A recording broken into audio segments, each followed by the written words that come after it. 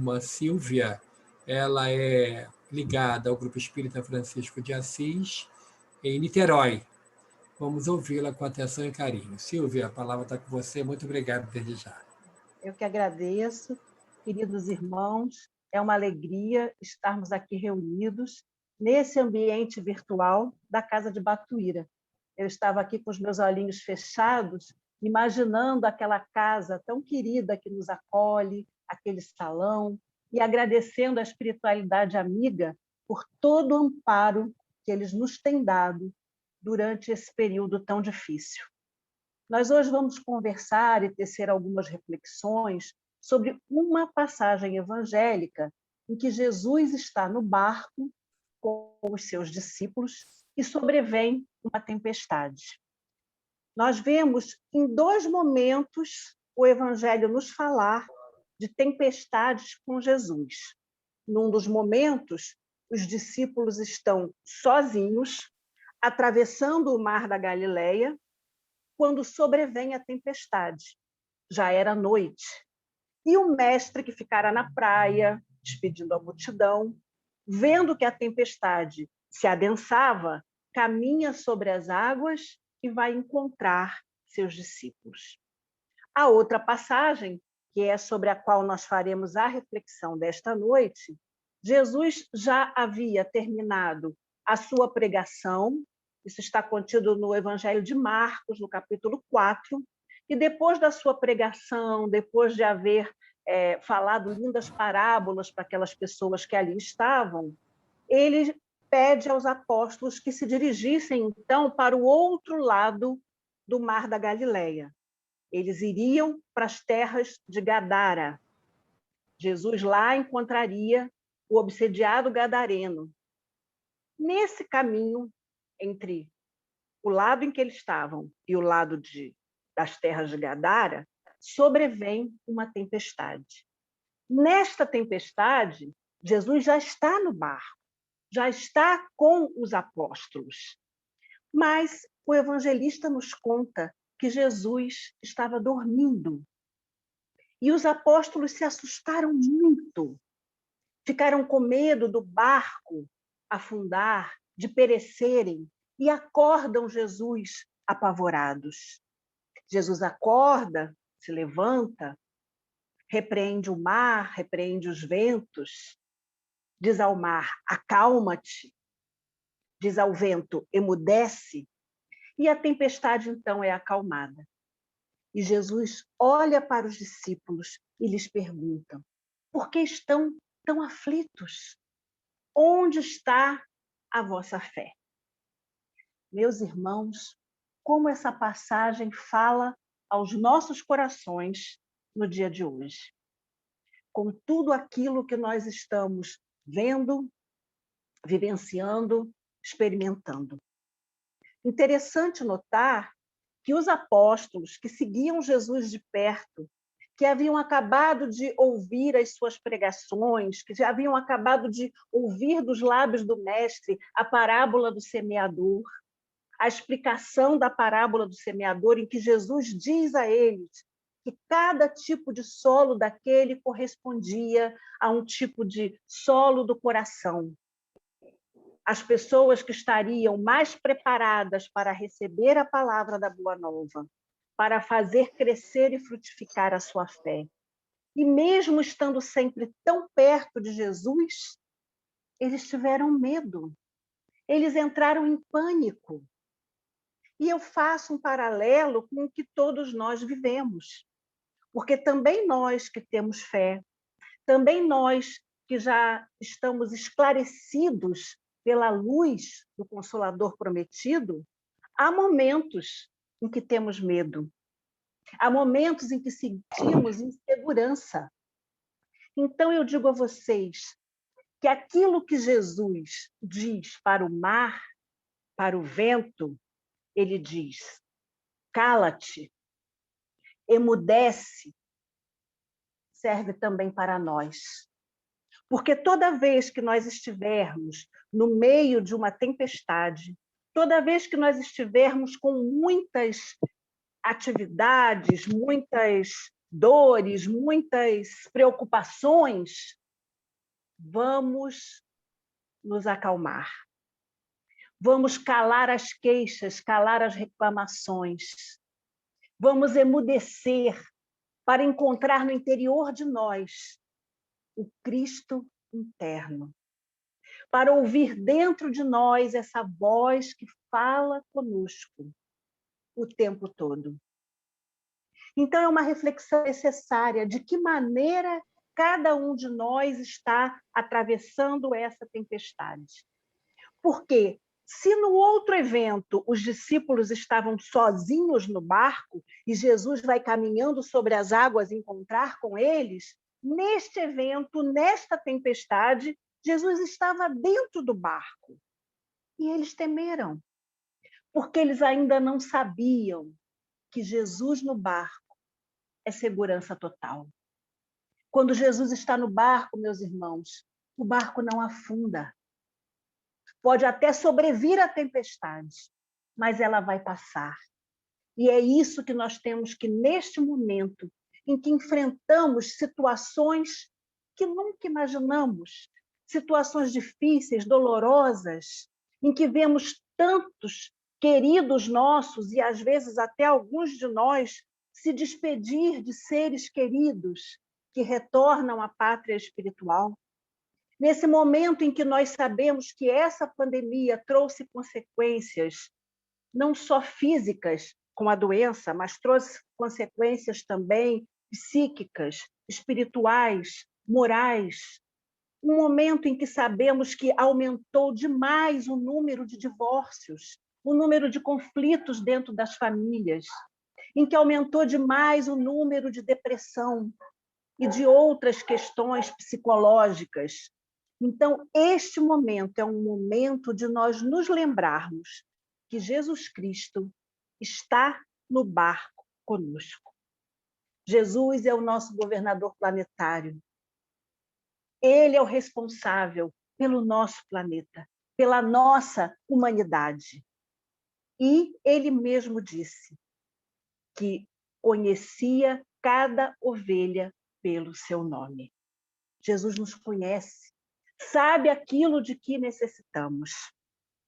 E a doutrina espírita, que é essa fé tão embasada no raciocínio, no conhecimento, ela vem nos ensinar que cada um de nós passa aqui na Terra exatamente aquilo que precisa, exatamente aquilo que merece.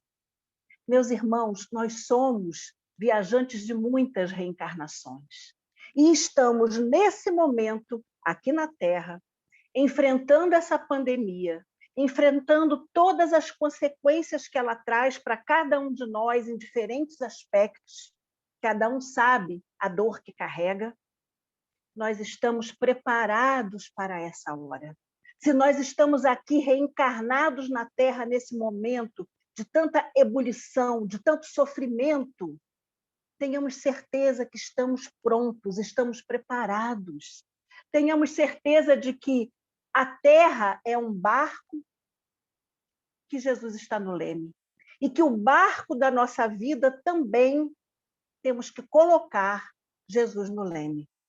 Eu gosto muito dessa passagem, especialmente no Evangelho de Marcos. Nós vamos ver essa passagem da tempestade acalmada em Marcos, em Lucas e em Mateus.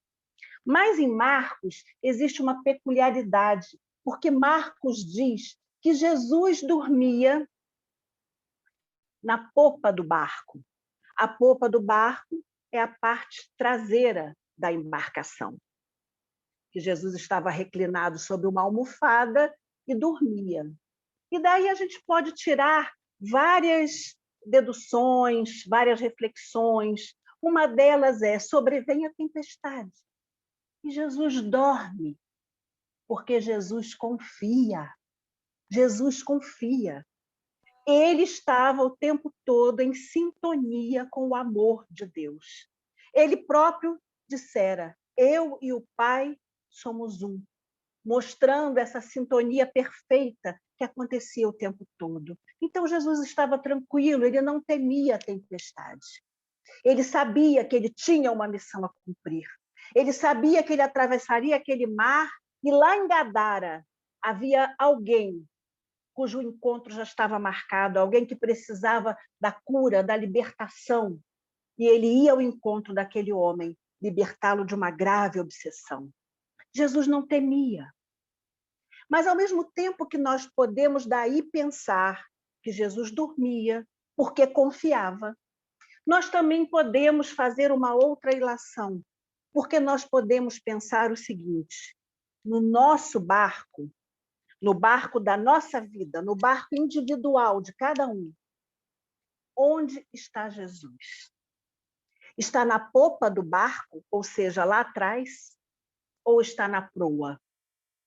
Nós estamos deixando o nosso Cristo interno em que posição em nossas vidas? Nós estamos deixando essa nossa relação com Jesus de uma maneira esquecida, adormecida, como Jesus se encontrava no barco dormindo? Ou nós estamos buscando colocar Jesus na nossa vida, na proa do barco, na frente do barco, dando prioridade à nossa vida espiritual? Porque, meus irmãos, o mais importante que nós temos na vida são as conquistas espirituais.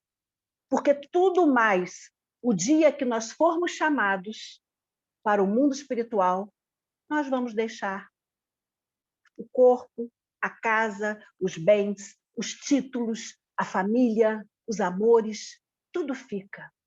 Levaremos conosco as conquistas espirituais, as virtudes, levaremos conosco o amor que espalhamos. Então, em que posição se encontra Jesus no meu barco? Ele está lá atrás, na popa, dormindo? Ou ele está na proa, comandando o caminho do meu barco, comandando o meu caminhar? É algo que nós devemos pensar. E a doutrina nos ensina também que cada um de nós fomos criados por Deus para um dia alcançarmos a angelitude. Meus irmãos, nós somos um projeto de Deus para dar certo. Nós não viemos à Terra para nos endividarmos com as divinas leis. Ao contrário, nós viemos à Terra para aquisição de maturidade espiritual, para aquisição de virtudes, para galgarmos novos degraus nessa escala infinita de evolução, e não para ficarmos estacionados.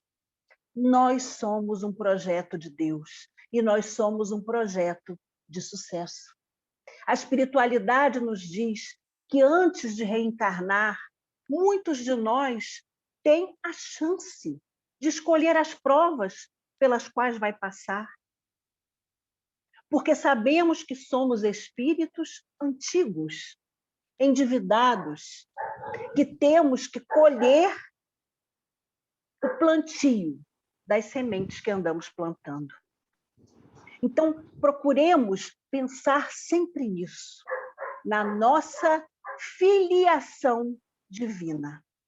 Somos filhos de Deus.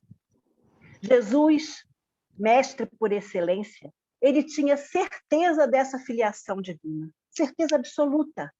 E ele, na época em que veio à Terra, veio para nos trazer uma outra visão da divindade. Veio para nos apresentar um Deus que é Pai de amor, numa época em que os homens tinham com Deus uma relação de temor e não de amor. Numa época em que Deus era cultivado como o Senhor dos exércitos, como um Deus que castiga, que pune, como um Deus que se ira. E vem Jesus e nos apresenta a figura de Deus como um pai. A definição mais bonita de Deus, para mim, nós encontramos no Evangelho de João. É uma frase muito curta, uma frase com 3 palavras. Deus é amor. E é esse Deus de amor que Jesus veio nos apresentar. Ele veio trazer um novo paradigma, uma nova forma de nós olharmos e de nós nos relacionarmos com a divindade.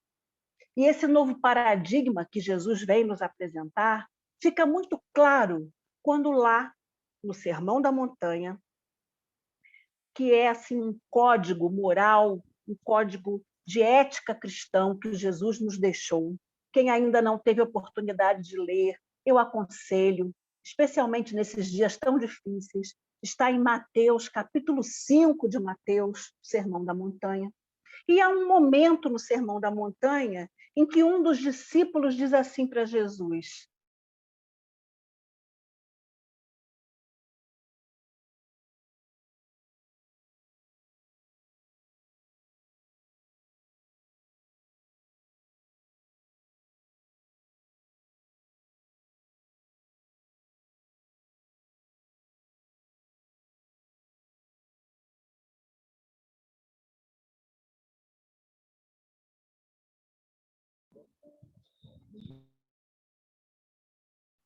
mestre, ensina-nos a orar.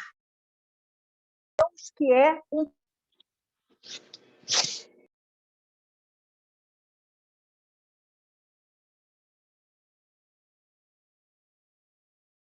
Pai. Nesse momento, ele nos Pai nosso, que estás no céu.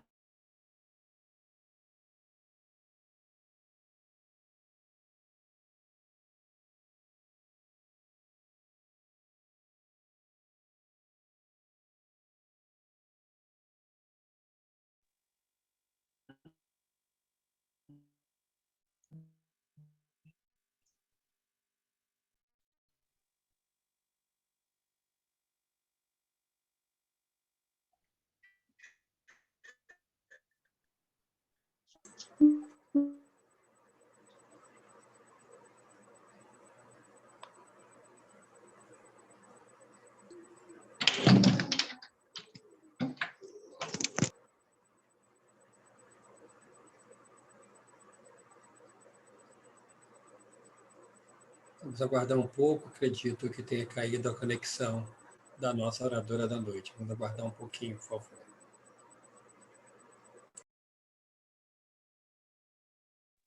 Hélio, a conexão caiu, está me ouvindo? Agora voltou. Continua, por favor. Então, Jesus, quando nos traz o Pai Nosso, que ele diz, Pai Nosso, eu não sei até onde vocês ouviram, eu vou retroceder um pouquinho, ele no nosso quer nos trazer a ampliação da paternidade divina. Ele vem para nos mostrar que Deus é Pai de todos. Ele não vem dizer, Pai dos hebreus, Pai dos judeus, santificado seja o vosso nome. Ele diz Pai nosso, mostrando que Deus era Pai dos judeus, mas era também Pai dos gentios. E na época, esse orgulho do judeu de ser um povo monoteísta era muito grande, e eles achavam que os gentios eram pessoas impuras. Não eram merecedoras do amor de Deus, nem da proteção de Deus. Mas nós vamos ver Jesus atendendo aos apelos, por exemplo, da mulher cananita. E os cananeus eram um povo que era considerado gentio. Nós vamos ver Jesus conversando à beira do poço com a mulher samaritana. E os samaritanos eram um povo considerado gentio. Então vejam que Jesus realmente amplia essa visão de paternidade divina. Deus é Pai de todos nós. E prosseguindo na oração que ele veio nos ensinar, a segunda frase diz: seja feita a vossa vontade, assim na terra como no céu. Jesus vem nos ensinar, meus irmãos, a perfeita submissão à vontade divina. E nós, neste momento, temos que compreender isso. A perfeita submissão à vontade de Deus. A vontade de Deus é perfeita, ainda que nós não compreendamos. Ainda que nós tenhamos nos esforçado para algo sair como planejamos, para um sonho se realizar. Às vezes não vai acontecer como queremos. mas nós temos que ter certeza que o que está nos acontecendo é o melhor para nós. É o melhor para o espírito imortal que nós somos.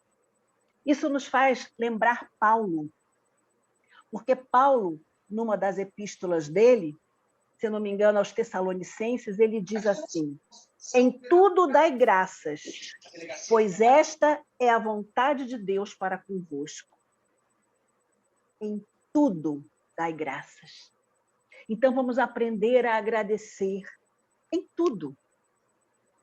Pelas alegrias, pelas conquistas, mas também pelas dores, pelas dificuldades, porque nós sabemos que essas dores, meus irmãos, essas dificuldades chegam para nós como lições necessárias para nosso espírito imortal. Francisco de Assis se referia à dor como irmã dor, porque ele sabia que a dor tinha um objetivo útil. Ele sabia que a dor vem trazer à nossa vida alguma lição que nós precisamos aprender. E por isso o pequenino de Assis dizia: irmã dor. Nessa compreensão maior de que toda dor que nos chega, todo sofrimento que nos chega, tem um objetivo. Porque Deus é Pai de amor. E esse objetivo, a doutrina espírita vem nos ensinar, que é um objetivo educativo e não punitivo. Deus não pune, Deus não castiga, Deus nos ama. Como disse ainda há pouco, está no Evangelho de João, Deus é amor. Durante o Evangelho, a narrativa da Boa Nova, nós vamos ver que, certa feita, Jesus diz aos seus discípulos: qual dentre vós, sendo pai, um filho pedirá pão e dará uma pedra? Ou um filho pedirá peixe e dará uma serpente? Se vós, que sois maus, sabeis dar coisas boas aos vossos filhos, quanto mais o vosso Pai Celestial.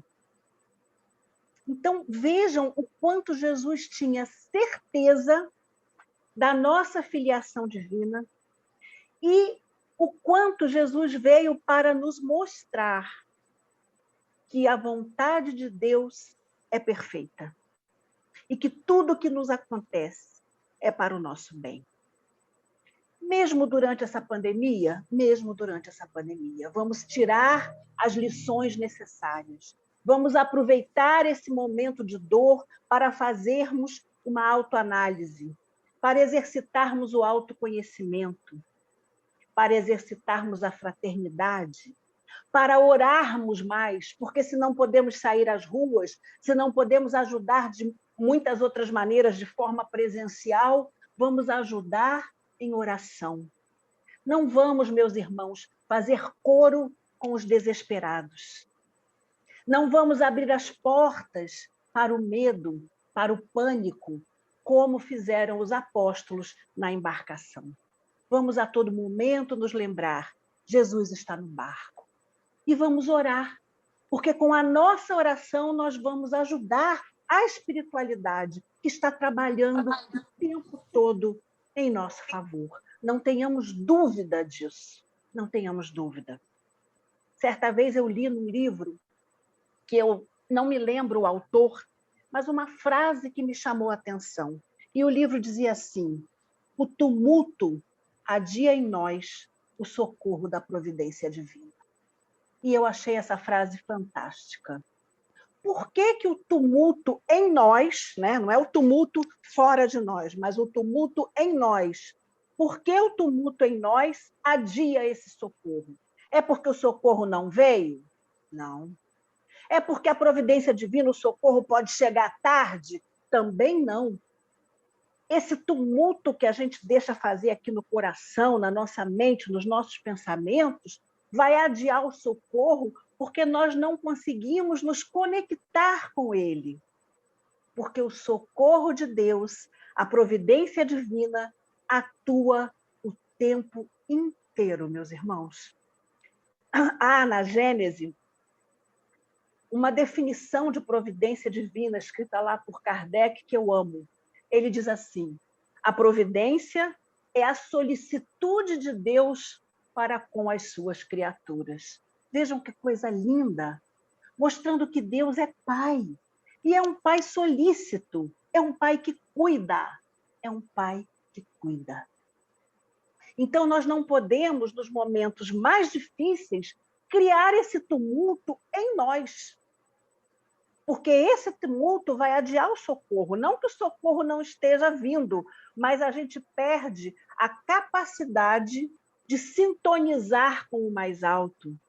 Perdemos a capacidade de sintonizar com os amigos, os benfeitores espirituais, o nosso anjo guardião, que tantas vezes estão ao nosso lado, nos inspirando coragem, nos inspirando força, nos lembrando, às vezes, algumas lições, até da própria doutrina, que nós lemos, nós estudamos, mas às vezes o momento é tão difícil que a gente esquece. E aí vem na nossa mente aquela passagem de tal livro, ou tal pergunta do Livro dos Espíritos. São eles nos lembrando. Mas se nós estivermos tumultuados, nós não vamos conseguir esta conexão.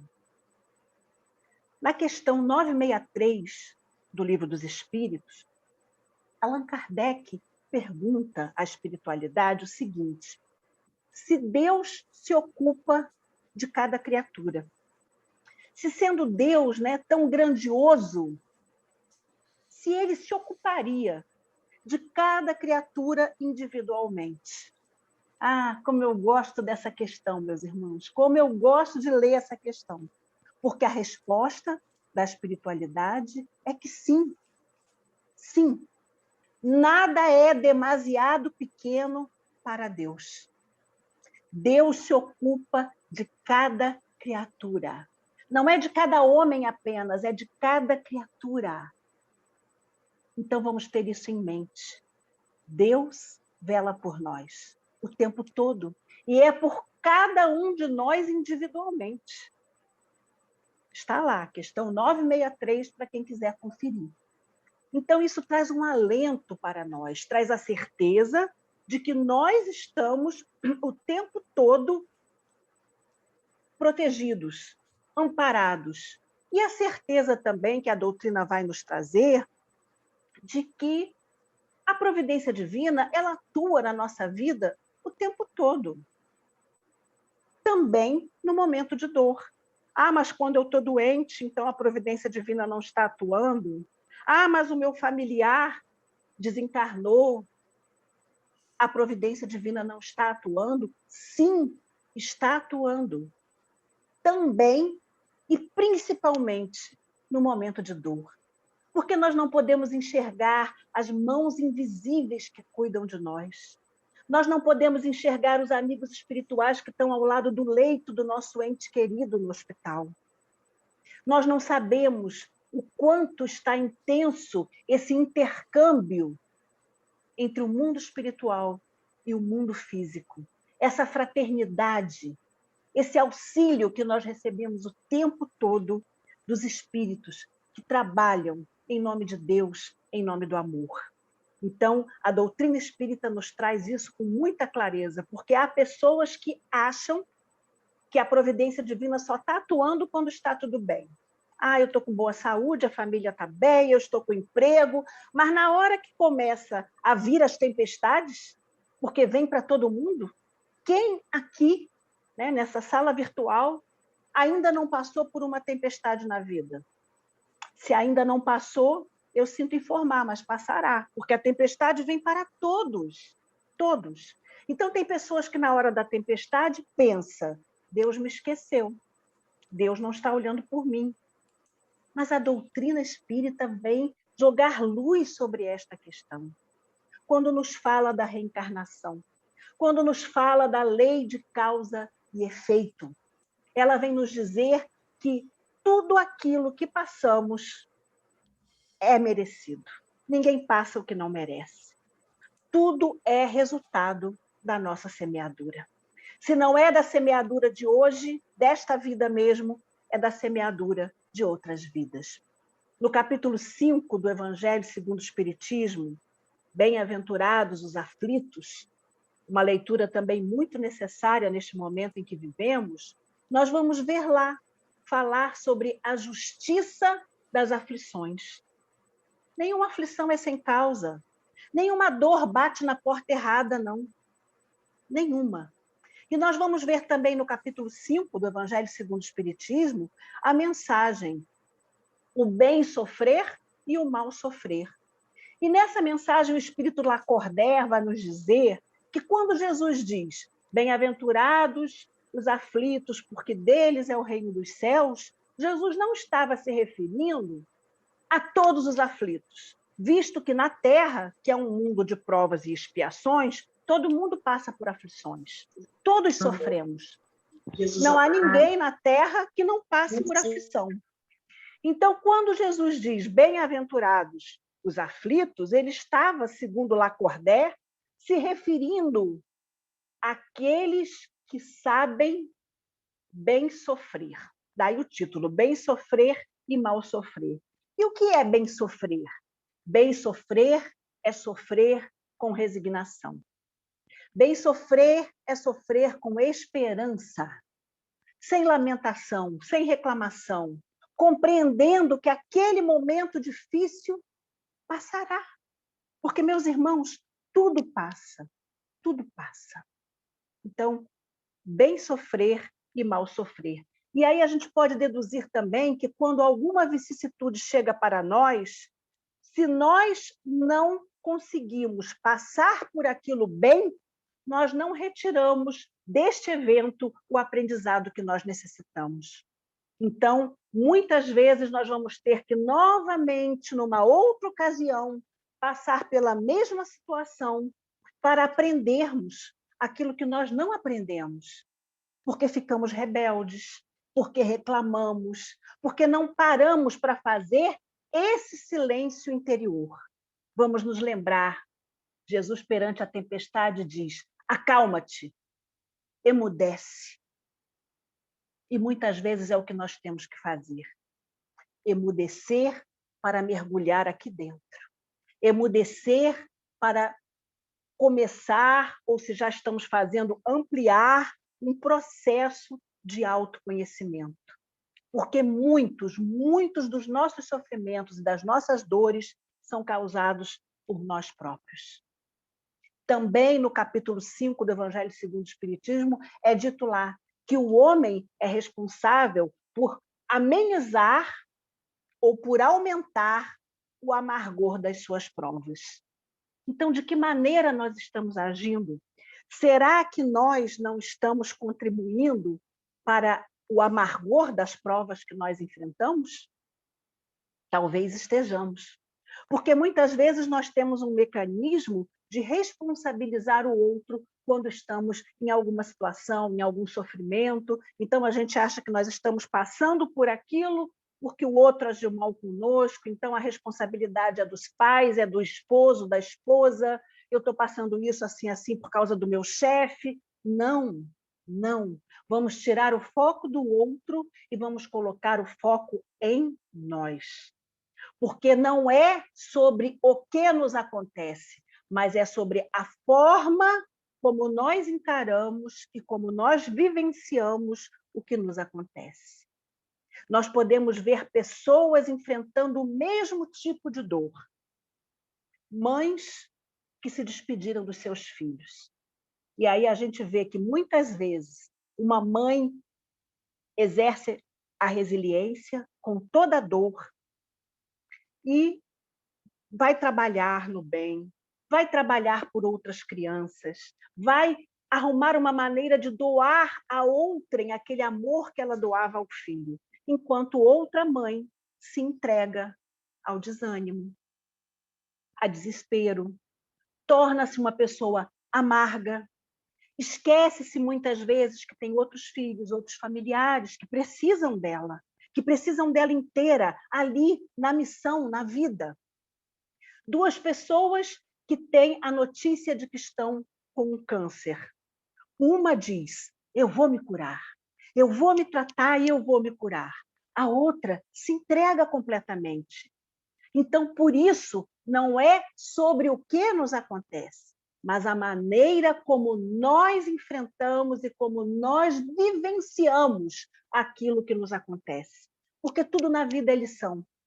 E nós vemos pessoas diferentes que passam pela mesma lição, o desemprego, a dor da perda de um ente querido, uma separação, uma doença. Então, nós vemos pessoas passar pela mesma situação, mas de maneiras muito diferentes. Então, vamos aproveitar esse tempo em que muitos estão conseguindo e podendo ficar mais em casa para fazermos esse mergulho interior e nos perguntarmos de que forma estamos atravessando essa tempestade de agora. Estamos atravessando a tempestade colocando Jesus na proa do barco ou deixando que Jesus fique na popa do nosso barco, dormindo? Estamos atravessando a tempestade com serenidade ou estamos trazendo a tempestade que está fora para dentro de nós? Como estamos atravessando? E lembremos, meus irmãos, que tudo passa, tudo na vida passa. Certa vez, Chico Xavier se encontrava com um problema muito difícil, sofrendo muito, né? E ele pede que o espírito amigo trouxesse algumas palavras, um conselho de Maria Santíssima. E quando o conselho da nossa mãe Maria chega para Chico, ele pega caneta e papel para anotar. E eram 3 palavras somente. Isso também passa. Então vamos nos lembrar que tudo, absolutamente tudo na vida é passageiro. Emmanuel tem uma belíssima mensagem em que ele diz que tudo passa. Ele diz: os dias de tormento na terra passarão. Passarão também os dias de tristeza, os dias de angústia. E ele vai elencando, durante essa passagem, uma série de ocasiões, de eventos tristes, tormentosos, que por vezes nós passamos. E ele vai sempre afirmando a mesma coisa. Passa, isso passa. Mas ao final, meus irmãos, Emmanuel diz assim: tudo passa, exceto Deus. E Deus é o suficiente. Então nós temos que ter isso em mente. Deus está conosco. Deus está conosco. Quando nós vamos no livro A Gênese, lá mais para o final da Gênese, no capítulo 18, nós lemos lá: os tempos são chegados. E é interessante notar a forma como Kardec descreve, né, esse capítulo, que parece que ele escreveu para o que estamos passando agora, hoje, né, nesse momento que estamos vivendo de transição, nesse momento tão difícil de pandemia. Parece que ele escreveu isto há 1 ano atrás, quando a pandemia estava começando. Então ele diz, né, que a humanidade é um ser coletivo e que se operam as mesmas revoluções morais, porque passa o ser individual, passa também a humanidade como um ser coletivo que ela é. E aí, se nós pararmos para analisar quanta transformação essa pandemia está nos trazendo, não só em questões materiais, mas nas questões morais, nas questões psíquicas, nas questões de crescimento. Quantas coisas nós estamos aprendendo, vendo de outro modo, nos adaptando, sendo convidados à solidariedade o tempo todo, à responsabilidade. Então, a humanidade é um ser coletivo que tem as mesmas necessidades de revoluções morais por que passa cada indivíduo. E Allan Kardec vai nos dizer que os flagelos destruidores apenas destroem o corpo, não o espírito. Então, tenhamos essa certeza. Tudo obedece a um planejamento. Porque da leitura desse capítulo, Os Tempos São Chegados, nós percebemos que mesmo nesses tempos de grande ebulição, tempos nos quais Allan Kardec diz ali, em que é acelerado o movimento do ir e vir, do vai e vem com a pátria espiritual, é o que nós estamos vivendo. Está acelerado esse movimento, né, de espíritos retornando à pátria espiritual. Então, ele nos diz que em todos os momentos, também nesses momentos em que o vai e vem com o mundo espiritual está acelerado por algum flagelo, por algum problema, Deus está no comando. Deus é conosco. Então, tenhamos essa certeza. E a certeza também de que cada um de nós que está aqui agora, reencarnado, vivendo este momento, estamos preparados para ele. Sabíamos que ele viria. Essa é a nossa tempestade. É um momento de tempestade. Talvez a tempestade mais grave que muitos de nós vai atravessar durante essa existência corporal. Mas Jesus está no barco. E no leme, vamos colocar, meus irmãos, Jesus no leme.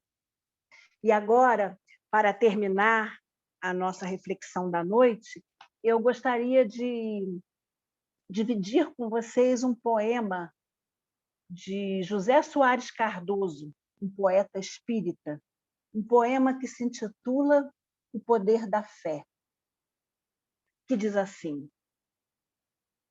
o barco de Simão se engrava lento, o mar da Galileia, quando o vento, furioso, sacudiu seu braço enorme. Desaba impiedosa a tempestade. Dos discípulos é grande ansiedade, enquanto o mestre dorme. Encresparam-se as ondas bruscamente. A água invadiu tudo de repente e o medo se fez na embarcação. É chamado Jesus com impaciência. Todos querem saber que providência tomará ele então. Não te importa, Senhor, que pereçamos? Não vê que aflitos todos nós estamos ante a fúria cruel da tempestade?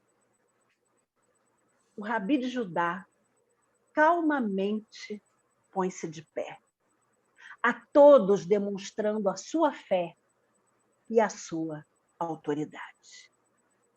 Por que estáis, meus filhos, tão aflitos, quando tendes poderes infinitos que o Pai Celestial vos outorgou? Acaso vossa fé é tão pequena que a fúria da borrasca não serena ao ouvir de perto a vossa voz? Acaso sois mais fracos que o vento, que sacudindo o mar neste momento vos atemorizou? Deus não desampara os filhos teus. No céu, no mar, na terra, em tudo existe Deus, especialmente em nós. Jesus levanta a sua destra augusta e, elevando a voz serena e justa, diz ao mar: acalma-te. Diz ao vento: emudece.